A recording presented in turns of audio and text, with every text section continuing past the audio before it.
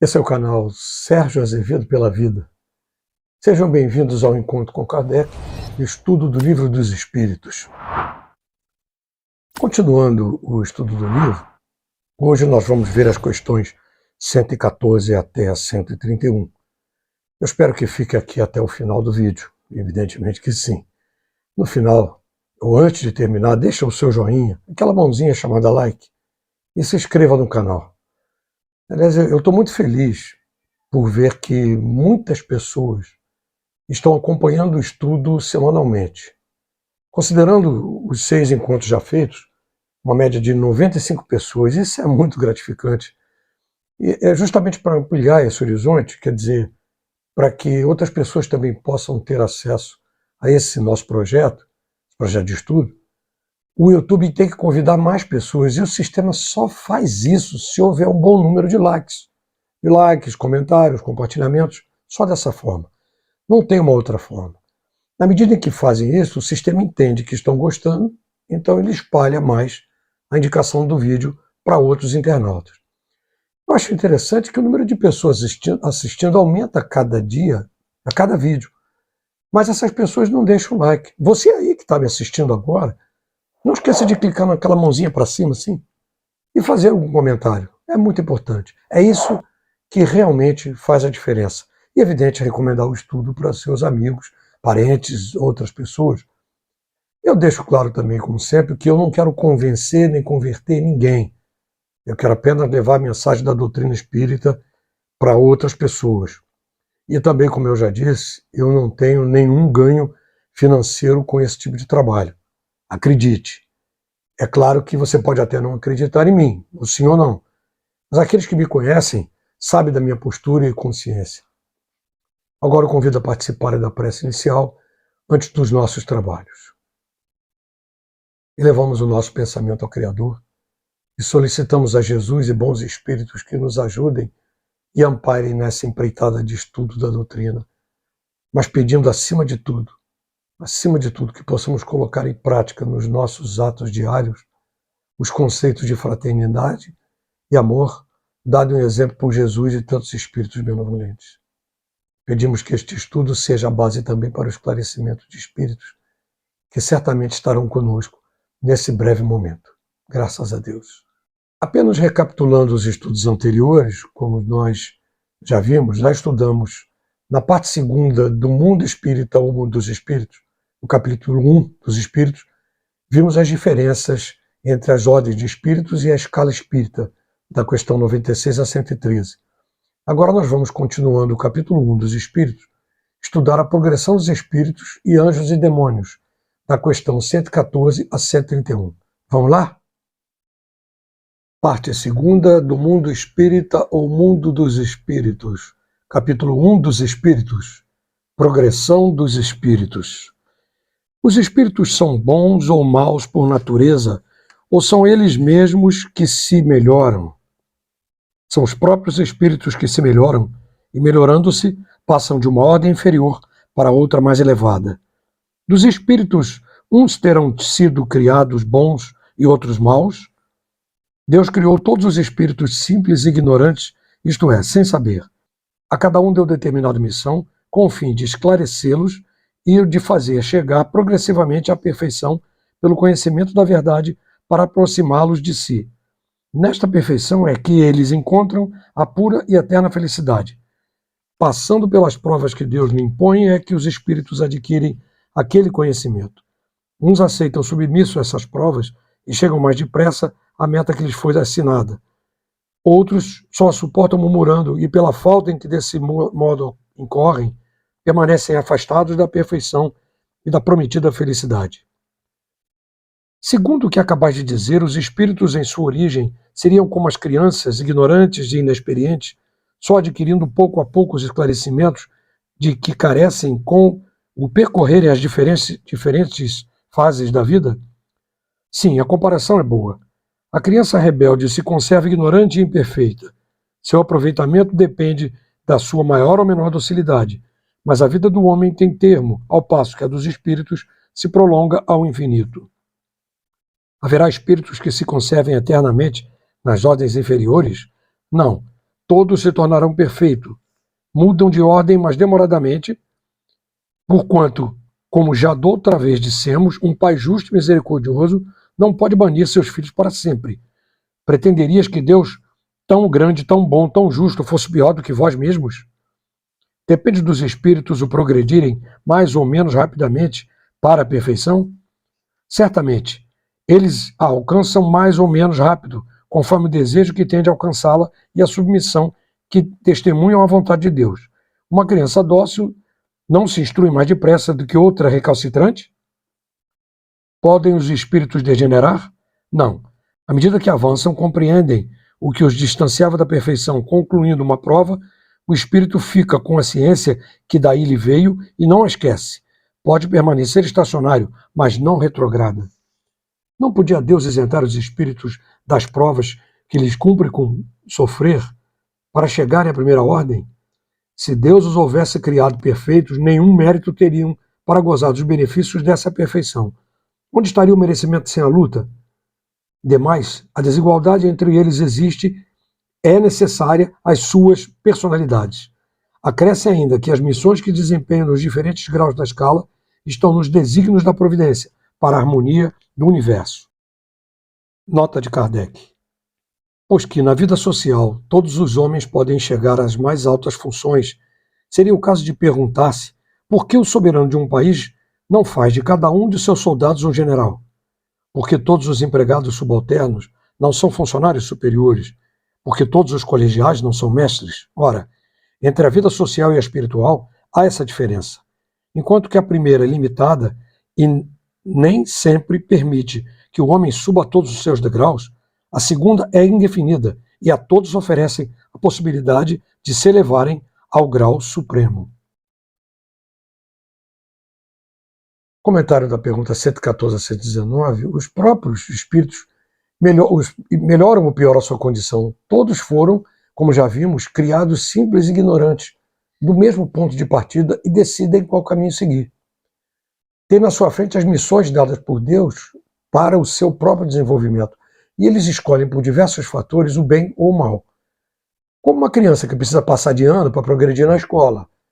E o exemplo é bem interessante mesmo, porque aquele que não se preocupa em progredir, relaxa com o aprendizado e vai repetindo de ano. E aquele que se concentra e tem disciplina, progride sempre. Isso é fato. A diferença é que a criança traz consigo uma intuição que ela já é um conhecimento que ela já adquiriu por encarnações anteriores. E o espírito, assim que criado, ele não tem nenhum conhecimento e é livre para decidir. É dessa forma. Fica claro que todos nós um dia vamos chegar à perfeição dos espíritos puros. Quer dizer, podemos chegar à perfeição porque todos têm o mesmo direito, mas, por outro lado, tem a liberdade de escolher seguir ou não. E cada vez que avançamos, ficamos com aquela vitória e não perdemos nunca. O espírito, como já está dito, ele não retrograda. Isso é, ele não desce de nível. Ele pode não progredir depois disso, mas já que adquiriu, o que ele adquiriu fica eternamente. Mas não vamos confundir a categoria dos mundos com o estágio do espírito. São situações diferentes.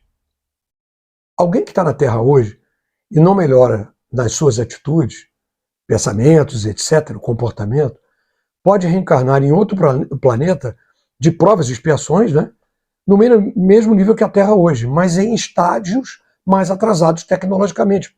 O espírito não retrocedeu, mas pelo seu comportamento, ele levou a estar em situações impostas para o seu crescimento. Quando a Terra, em muito breve, passar para o mundo de regeneração, muitos que estão aqui não vão ficar. Eles vão ser direcionados para outro lugar onde continuarão a sua jornada para se corrigir, e isso acontecerá em um planeta que seja de provas e expiações, não necessariamente com o mesmo padrão de evolução tecnológica como temos hoje aqui. Como aconteceu em Capela, quando passou a regeneração, aquele sistema, e nós, a grande maioria de nós, fomos exilados para cá, a Terra.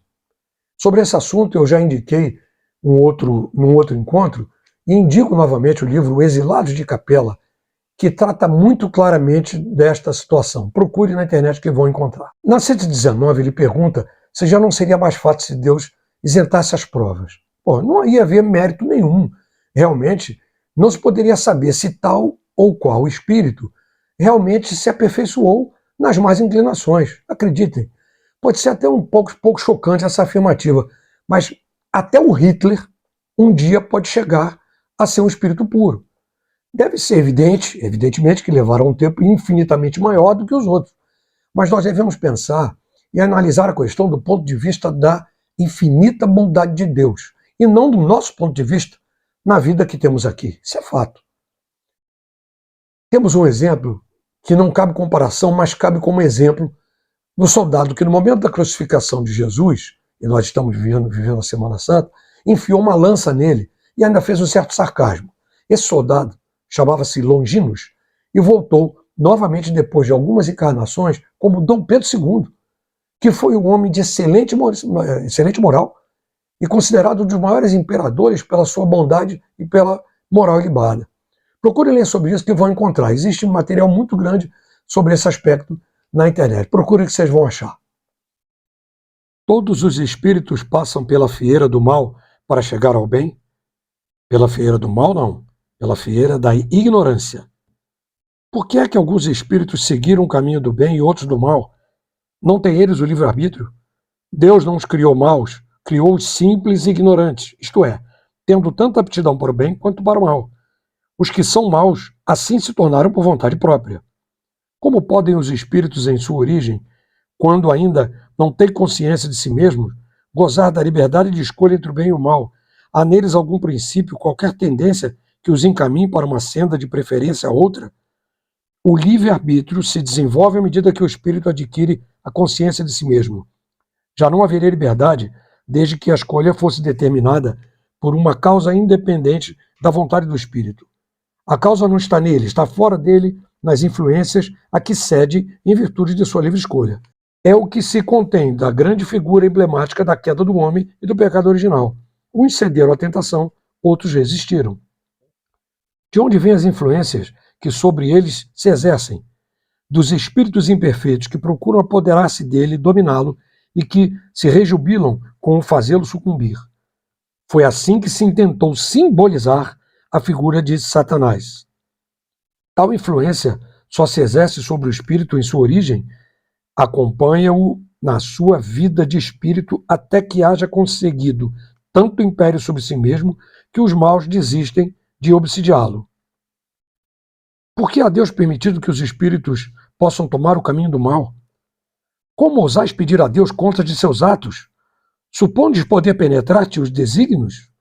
Podeis, todavia, dizer o seguinte: a sabedoria de Deus está na liberdade de escolher que ele deixa a cada um, porquanto assim cada um tem um mérito de suas obras. Pois que há espíritos que desde o início seguem o caminho do bem absoluto e outros do mal absoluto, deve haver, sem dúvida, gradações entre esses dois extremos, não? Sim, certamente. E os que se acham nos graus intermédios constituem a maioria. Os espíritos que enveredaram pela senda do mal podendo chegar ao mesmo grau de superioridade que os outros? Sim, as eternidades lhes serão mais longas. Nota de Kardec. Por estas palavras, as eternidades se devem entender a ideia que os espíritos inferiores fazem da perpetuidade de seus sofrimentos, cujo termo não lhe é dado ver, ideia que revive todas as vezes que sucumbem numa prova. Na 125, ele esclarece que a palavra eternidade, nesse caso, é como os espíritos superiores veem as suas dificuldades. Eles têm a impressão que elas são eternas, perpétuas. Por fim, não se deve confundir espíritos que seguem o bem como espíritos perfeitos. Para serem perfeitos, tem que adquirir muito conhecimento e bondade. E, novamente, faz uma comparação com a criança que, ao nascer, traz consigo instintos trazidos de outras encarnações. E o espírito, ao ser formado, ele não tem nada. Não tem nem o bem, nem o mal. Depende do seu livre-arbítrio, a direção que ele vai tomar. Chegados ao grau supremo da perfeição, os espíritos que andaram pelo caminho do mal têm, aos olhos de Deus, menos méritos do que outros? Deus olha de igual maneira para os que se transviaram e para os outros, e a todos ama com o mesmo coração. Aqueles são chamados maus porque sucumbiram, Antes, não era mais do que simples espíritos. Os espíritos são criados iguais quanto a faculdades intelectuais. São criados iguais, porém, não sabendo de onde vêm, preciso é que o livre-arbítrio siga seu curso. Eles progridem mais ou menos rapidamente em inteligência como em moralidade. Nota de Kardec. Os espíritos que desde o princípio seguem o caminho do bem, nem por isso são espíritos perfeitos.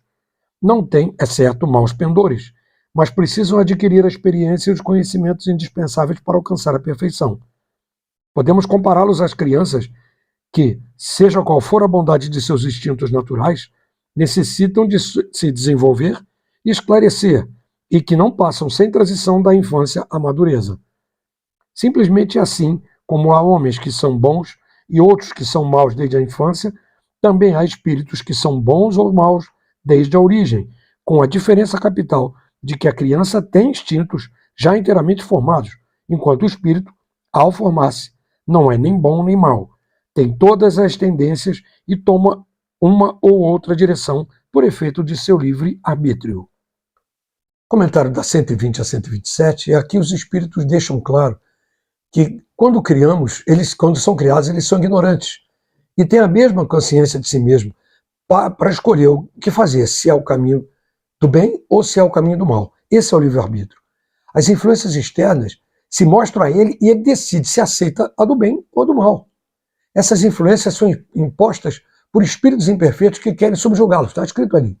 Isso acontece a todo momento no nosso cotidiano, que são espíritos que chamamos de obsessores, que estão o tempo todo, mas o tempo todo do nosso lado nos influenciando. É claro isso. Aliás, antes do fim desse encontro, eu vou colocar aqui um vídeo com um testemunho de Divaldo Franco, que vocês sabem quem é, onde ele declara que é vítima de obsessores como qualquer pessoa. E olha que Divaldo é uma figura de notável mediunidade e bondade, e tem Joana de Ângeles como sua mentora, e mesmo assim acontece. Veja logo após o estudo das questões. Os seres que chamamos anjos, arcanjos, serafins, formam uma categoria especial da natureza, diferente da dos outros espíritos? Não. São os espíritos puros, os que se acham no mais alto grau da escala e reúnem todas as perfeições. Nota de Kardec. A palavra anjo desperta geralmente a ideia de perfeição moral, entretanto ela se aplica muitas vezes à designação de todos os seres bons e maus que estão fora da humanidade. Disse o anjo bom e o anjo mau, o anjo de luz e o anjo das trevas. Neste caso, o termo é sinônimo de espírito ou de gênio. Tomamo-lo aqui na sua melhor acepção. Comentário da 128, nós temos por hábito usar as palavras iguais com diversos significados. Isso é normal. Está claro que a palavra anjo denota uma superioridade que muitas vezes é empregada para designar o mal como está descrito. Mas, a rigor, anjo e arcanjo foram palavras utilizadas ilustrativamente para designar aqueles seres que estão mais próximos de Deus, que são, para a doutrina espírita, os espíritos puros, dos quais Jesus também faz parte. Os anjos hão percorrido todos os graus da escala? Percorreram todos os graus, mas de modo que, havemos dito, uns, aceitando sem murmurar suas missões, chegaram depressa, outros gastaram mais ou menos tempo para chegar à perfeição. Sendo errônea a opinião dos que admitem a existência de seres criados, perfeitos e superiores a todas as outras criaturas, como se explica que essa crença esteja na tradição de quase todos os povos? Fica sabendo que o mundo onde te achas não existe em toda a eternidade e que muito tempo antes que eles existissem já havia espíritos que tinham atingido o grau supremo. Acreditaram os homens que eles eram assim desde todos os tempos. Há demônios no sentido em que se dá esta palavra? Se houvessem demônios, seriam obra de Deus. Mas, porventura, Deus seria justo e bom se houvera criado seres destinados eternamente ao mal e a permanecerem eternamente desgraçados? Se há demônios, eles se encontram no mundo inferior em que habitais e entre outros semelhantes. São esses homens hipócritas que fazem de Deus um Deus mau e vingativo e que julgam agradá-la por meio de abominações que praticam em seu nome. Nota de Kardec. A palavra demônio não implica a ideia de espírito mau, senão na sua acepção moderna, porquanto o termo grego daimon, de onde ela se derivou, significa gênio, inteligência e se aplicava aos seres incorpóreos, bons ou maus, indistintamente. Por demônios, segundo a acepção vulgar da palavra, se entendem seres essencialmente malfazejos. Como todas as coisas, eles teriam sido criados por Deus. Ora, Deus, que é soberanamente justo e bom, não pode ter criado seres prepostos por sua natureza ao mal e condenados por toda a eternidade. Se não fosse obra de Deus, existiriam como ele, desde toda a eternidade. Ou então haveria muitas potências soberanas como Deus. A primeira condição de toda a doutrina é ser lógica. Ora, a dos demônios, no sentido absoluto, falta essa base essencial. Concebe-se que os povos atrasados, os quais, por desconhecerem os atributos de Deus, admitem que suas crenças, divindades maléficas, também admitam demônios, mas é ilógico e contraditório que quem faz da bondade um dos atributos essenciais de Deus supõe haver ele criado seres destinados ao mal e a praticá-los perpetuamente, porque isso equivale a lhe negar a bondade. Os partidários dos demônios se apoiam nas palavras do Cristo. Não seremos nós quem conteste a autoridade de seus ensinos, que desejáramos ver mais no coração do que na boca dos homens. Porém, estarão aqueles partidários certos do sentido que ele dava a esse vocábulo? Não é sabido que a forma alegórica constitui um dos caracteres distintivos de sua linguagem? Dever-se-á tomar ao pé da letra tudo que o Evangelho contém? Não precisamos de outra prova, além da que nos fornece esta passagem. Logo após esses dias de aflição, o sol escurecerá, e a lua não mais dará luz, as estrelas cairão do céu, e a potência do céu se abalarão. Em verdade vos digo que esta geração não passará sem que estas coisas se tenham cumprido. Não temos visto a ciência contraditar a forma do texto bíblico no tocante à criação e ao movimento da terra? Não se dará o mesmo com algumas figuras de que se serviu Cristo, que tenha de falar de acordo com os tempos e com os lugares? Não é possível que ele haja dito conscientemente uma falsidade.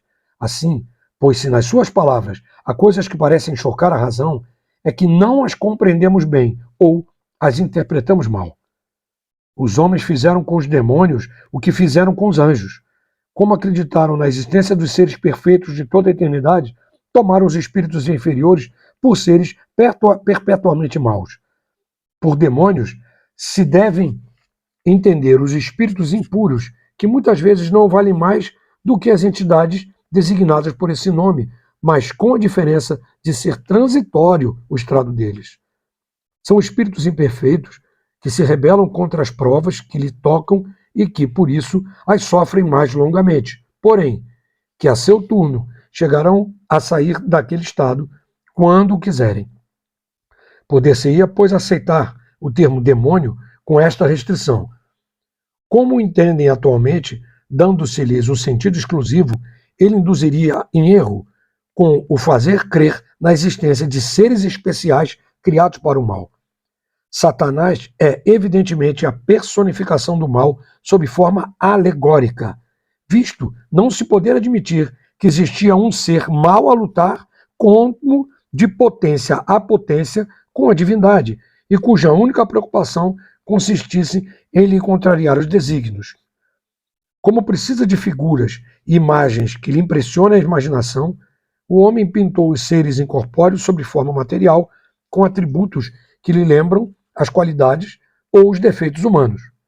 É assim que os antigos, querendo personificar o tempo, pintaram com a figura de um velho munido de uma foice e uma ampulheta. Representá-lo pela figura de um mancebo fora contrassenso. O mesmo se verifica com as alegorias da fortuna, da verdade, etc. Os modernos representaram os anjos, os puros espíritos, por uma figura radiosa, de asas brancas, emblema de pureza, e Satanás com chifres, garras e os atributos da animalidade, emblema das paixões vis. O vulgo que toma as coisas ao pé da letra viu nesses emblemas individualidades reais, como vira outrora Saturno na alegoria do tempo. Comentário da 129 a 131, fica aqui a clara ideia de que demônios nada mais são do que espíritos imperfeitos, certamente de classe mais inferior. Esse nome foi aproveitado para designar o mal pela necessidade das culturas têm de impor penas àqueles que não fizessem o bem. Infelizmente, tudo isso foi deturpado por interesses particulares de entidades, religiões, reinos, etc., como forma de coibir desobediências às suas ordens, como nós já vimos ao longo da história. Tem muito isso. Cria-se a dificuldade para vender a facilidade. É uma forma. Não é cabível, não é aceitável, não é crível alguém com menor bom senso, pelo bom senso, que creia que Deus criaria um ser integralmente e infinitamente dedicado ao mal. Se assim fosse, não seria eternamente justo e infinitamente bom o nosso Deus. Ele condenaria seu filho, você, por exemplo, condenaria seu filho ou sua filha a um castigo eterno por faltas cometidas? É claro que não. Você vai dizer que merece castigo, sim, mas em algum momento, quando se mostrarem corrigidos, vai retirar o castigo. É lógico que sim. E Deus não castiga ninguém, não castiga. Essa é uma regra da igreja para exigir fidelidade dos seus religiosos. Se ele é infinitamente bom, jamais castigaria alguém. O que impõe é a recuperação do seu caminho, por sua vontade do próprio ser, e não como ameaça. Pensa nisso. Muita gente diz que é temente a Deus, mas isso é outro absurdo. Você não pode ter medo de Deus. Não é dessa forma. Você deve ter amor a Deus e confiança de tudo isso acima do medo. É evidente que sim. No fim das contas, as palavras que são convenções usadas para expressar essas questões são traduzidas de acordo com os sinais da cultura da época que é empregada. Veja bem, se daqui a 10 mil anos alguém encontrar o livro Fernão Capelo Gaivota, vai achar que tinha uma gaivota que pensava como gente. É isso que vai acontecer. E o outro livro de Franz Kafka, muito conhecido, você vai achar que existia uma barata que agia como gente? É lógico que não, são figurativos. É evidente que são figuras de linguagem. Isso tem que ficar sempre muito claro. Agora vamos ao vídeo de Divaldo Franco. É rapidinho, assistam, é rapidinho. Porque eles haviam trazido aqueles espíritos para estarem comigo e tentarem me perturbar, para criarem um problema ou algo desagradável durante a realização das atividades. E eu posso confessar que me sentia parte encarnado, parte desencarnado. Quando entrei no seu automóvel para voltarmos de Ponta Grossa, eu não estava no meu estado normal de lucidez.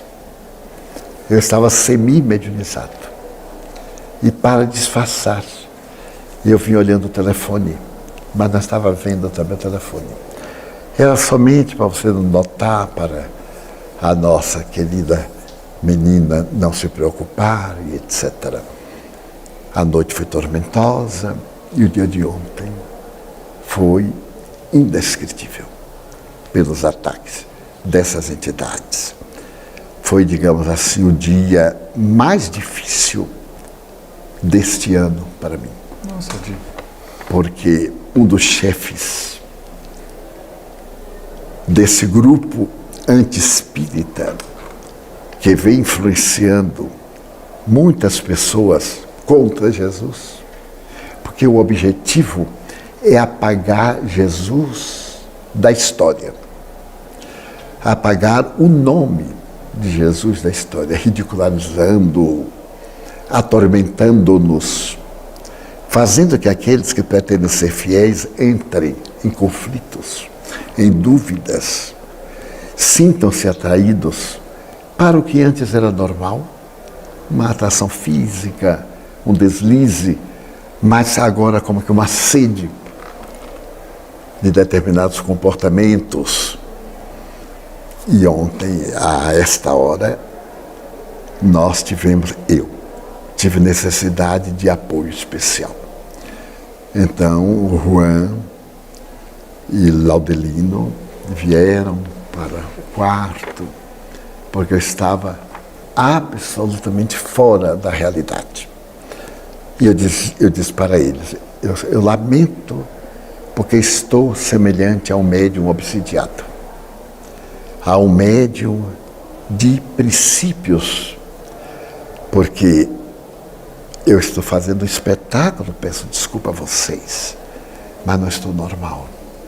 E isso vai prejudicar a palestra. E no íntimo, o impulso para viajar, para ir embora. Eu sabia que eram eles, né? Criaram assim uma situação desagradável. Então Juan sugeriu lermos o Evangelho, aplicamos um passe, e eu vendo-os, e eles me dizendo coisas que eu não me atrevo a repetir, aturdindo o cérebro e também o meu caráter, porque todos nós temos caráter, dizendo coisas perversas que eu poderia continuar na mente. Eles me aplicaram o passe. E eu roguei assim a proteção de Jesus. Eu disse, o Senhor sabe que eu o amo. Então, em benefício dos que irão à palestra, o seu amor me ajude. E eu vi, quando entraram as entidades venerandas, eu vi uma entidade que é protetora da Federação Espírita do Paraná, mas que não é conhecida. É uma espécie de Orconcur, um espírito nobre, refulgente. Quando ele entrou assim pela parede, o que o povo chama de esplendor, encheu o quarto. Ele me pôs a mão assim no coração, depois aqui no centro cerebral, e me disse: vamos com Cristo. Muito bem. Eu espero que o conteúdo desse Encontro 7 tenha sido de muita valia para todo mundo. Eu realmente desejo isso. Vamos fazer uma prece final e eu convido a todos para a reflexão e depois da prece vou fazer alguns avisos que eu espero que acompanhem. Elevemos nossos pensamentos ao Criador e agradecemos por permitir estar aqui compartilhando esses momentos de estudo, agradecendo também a ajuda de espíritos amigos que estão nos orientando e apoiando nessa tarefa. Graças a Deus. Bom, eu espero que, se ativarem um sininho de notificações, vocês vão ser avisados pelo YouTube quando forem publicados novos vídeos, né? Para aqueles que quiserem apenas ouvir o estudo ao invés de ver o vídeo, também está disponível a versão apenas em áudio, né? Dentro do YouTube ou de todos os encontros, como um podcast, que pode ser ouvido também no Spotify. E os links estão aqui na descrição do vídeo. Você pode clicar e vai ser remetido diretamente para lá. Eu lembro que, se quiserem fazer algum comentário ou pergunta, usem o espaço de comentário do vídeo que fica aqui abaixo. E eu sinceramente fico muito grato por estarem assistindo. Sugiro que comentem e compartilhem o trabalho com seus amigos, principalmente aqueles que têm dúvida ou desconhecimento do que é a doutrina espírita. Mais uma vez eu repito, eu não quero convencer nem converter ninguém, quero apenas levar a mensagem para muitos outros, até como cultura geral. Tenho certeza disso. Não esqueça de deixar o seu joinha para que o YouTube convide as outras pessoas ao nosso estudo e se inscrever e ativar o sininho, aquele sininho de notificações. Eu convido a estarem comigo no próximo encontro, que será o encontro 8, e eu espero que fiquem todos em muita paz. Graças a Deus.